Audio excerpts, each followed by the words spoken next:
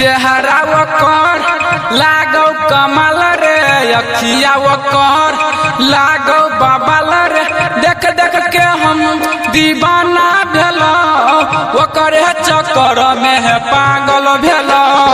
चेहरा ओकर लागो कमाल रे, अखिया ओकर लागो बबाल रे। देख देख के हम दीवाना भेलो, ओकर चक्कर में है पागल भेलो। चेहरा ओकर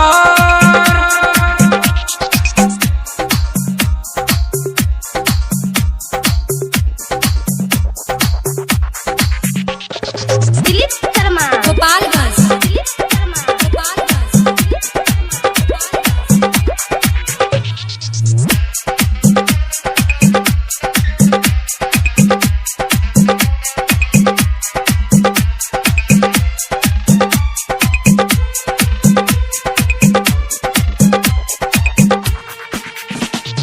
फुर्सत से वकरा बनल कई भगवान रे,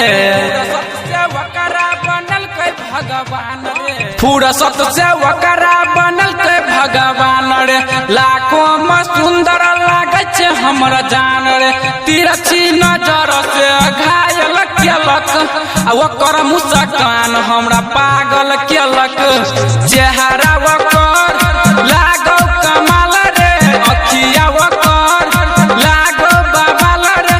देख देख के हम दीवाना भेलो, ओकर चक्कर में है पागल भेलो। चेहरा ओकर लागो कमाल रे।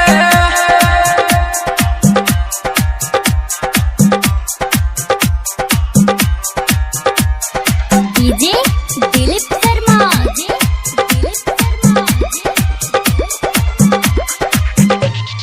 गोपालगंज।